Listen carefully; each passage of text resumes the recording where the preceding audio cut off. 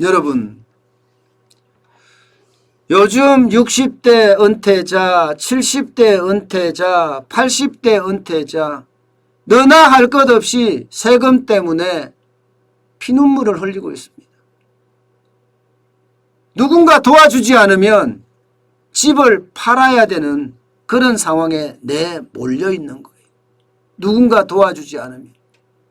세금이 그만큼 많이 올랐다는 이야기입니다.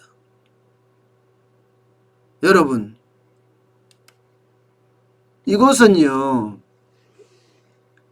서울 압구정동에 있는 현대 1차 아파트입니다.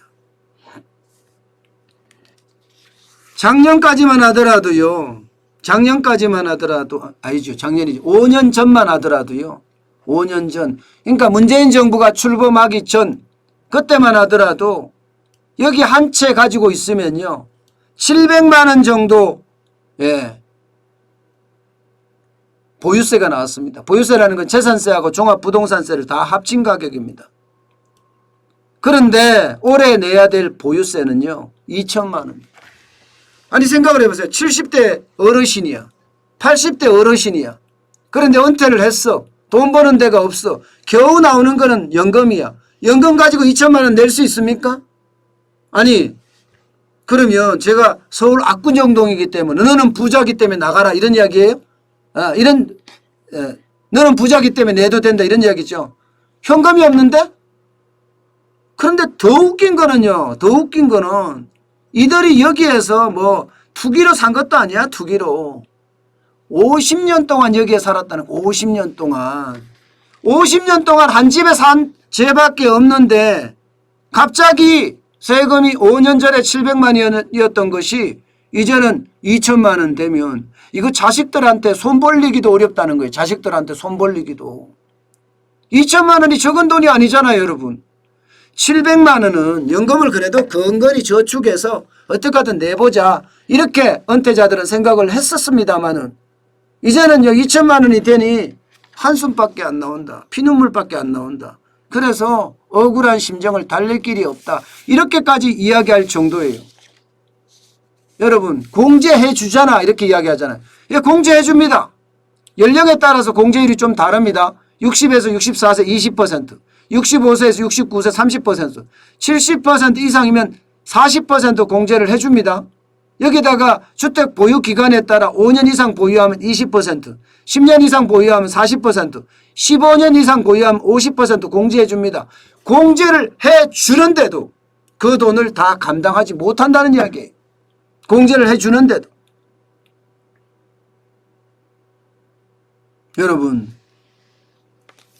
70대 80대 어르신들이 한 달에 받는 국민연금이나 혹은 기초연금이나 이런 걸 다 합치면요 그렇게 많지가 않아요. 예. 그 돈으로 지금 모았다가 세금을 낸다 이런 얘기가 되는 거예요. 이런 얘기가. 오죽했으면 이들이 50년 동안 한 집에 산 죄밖에 없는데 이렇게까지 한다는 게 너무한 것 아니냐. 예. 여러분이 50대, 여러분이 60대, 여러분이 70대, 80대, 90대 되면 똑같이 부담해야 되는 돈이에요. 똑같이 부담해야 되는 돈. 우리나라에서요. 종부세 대상 보세요. 2017년만 해도 9만 명밖에 안 됐어요. 2021년에 52만 명이. 52만 명. 그러니까 많은 사람들이 이렇게 이야기합니다. 부동산 세금 폭탄이 아니라 징벌적 과세다. 이거는 세금을 내라고 하는 것이 아니라 갈취해 가는 거다. 갈취. 갈취라는 표현까지 씁니다. 이건 세금이 아니라 갈취다. 이렇게 표현까지 씁니다. 오죽했으면 이들에게 갈취라는 표현까지 나왔겠습니까?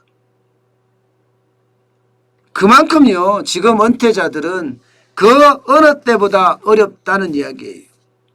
30년을 가지고 있었든 40년을 가지고 있었든 아니 그보다 더 오래된 50년을 가지고 있었든 중요한 게 아니라는 겁니다. 세금이 계속 늘어날 거라는 사실이에요. 문제는 여러분 여기에서 끝나지 않는다는 데 문제가 있습니다. 여기에서 끝나지 않는다는 데. 무슨 문제가 있느냐. 지금 정부는요 공시가격 현실화 계속하고 있죠. 2013년까지 매년 1 내지 2%씩 계속 세금이 올라갑니다. 2030년까지. 지금 2021년이에요.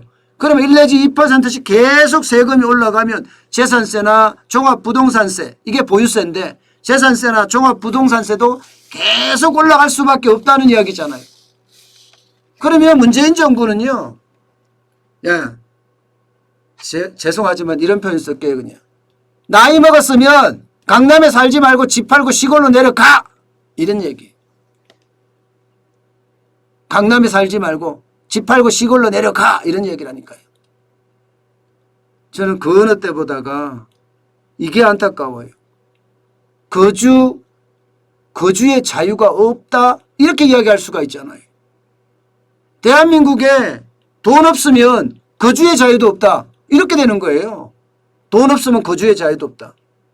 이게 참 안타까운 거죠, 여러분. 도대체 대한민국 자유민주주의 맞습니까? 도대체 대한민국 시장경제 맞습니까? 정부가 국민을 보호해 줘야 되는데 국민을 보호하지도 못할 뿐만 아니라 국민의 돈까지 갈취해 간다, 이런 말까지 들어야 되겠습니까?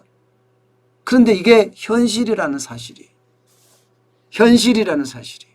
그래서 많은 국민들은 지금 정부의 정책을 신뢰하지 않습니다. 오히려 정부의 정책을 불신하고요, 정부의 정책과 반대된 방향으로 국민들은 지금 행동하고 있습니다. 그만큼 정부의 불신의 어떤 강도가 세졌다, 이렇게 얘기할 수 있습니다.